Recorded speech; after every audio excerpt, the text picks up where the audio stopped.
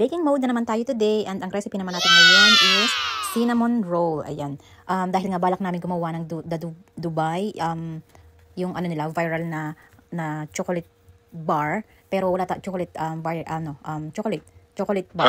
So, wala tayong mabili ng Katayfe pastry. So, ang tagal ko na naghahanap. Wala talaga mabili, out of stock. So, sabi ko is, ito na lang muna yung aming bibig. Kasi kapag nandito itong ating kasama sa ating pagbibake is talagang nagbibake tayo ng different sweets. So, ayan nga, napagkasunduan namin, nagagawa kami ng cinnamon roll.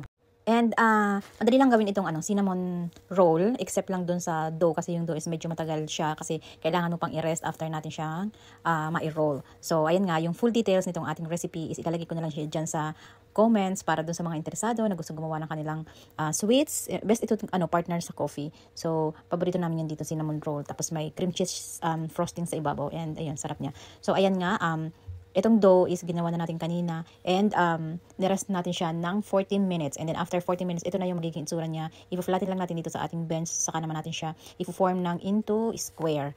And then after nyan is mag-mix tayo ng cinnamon powder and sugar, custard sugar.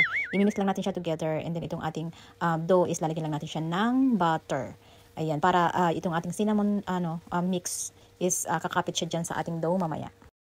And next time na lang natin gagawin yung Dubai viral na chocolate bar. So ito na muna temporary ang ating gagawin dahil wala tayong maisipan na i-bake today. And ayun nga, after natin siya malagyan nitong ating butter, isa ka naman natin ilalagay itong ating cinnamon mix dyan sa ibabaw. Medyo makapal para mas maganda yung yung lasa. Matitikman mo talaga o mananam mo talaga yung cinnamon roll. Mas madaming cinnamon, mas masarap. And then after niya is i-roll lang natin siya, itong ating dough ng paganyan. And then, saka natin siya ika-cut into pieces. Kailangan, pag mag-cut tayo nito is, pare-parehas yung laki niya. Kasi, pag hindi yan pare-parehas at nilagay natin siya sa oven, yung iba is luto na, yung iba is hilaw pa. So, kailangan talaga is proportion. And once na nakat na natin itong lahat ng ating cinnamon roll is, isiset lang natin siya ng mga couple of minutes pa para umalsa siya ng konti pa. Para pag iluto natin siya mamaya is maganda yung kanyang resulta. And, habang nagre-rest tayo niyan is nagpe-preheat naman ako ng oven ng 180, and i-bake lang natin siya ng 20 to 25 minutes. It depends pa rin do sa laki ng ating dough. Kung medyo malalaki is medyo longer yung time ng pagluluto. Makikita naman natin kung golden brown na is ready na yun.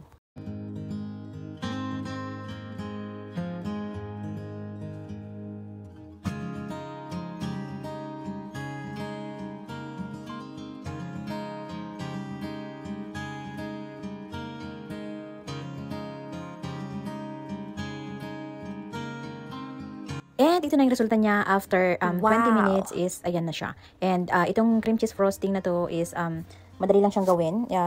Cream cheese lang, dinalagyan ng icing sugar, and then konting, milk, para lang maging medyo malabnaw ng konti, para kapag i-drizzle natin dyan sa ibabaw is madali na lang.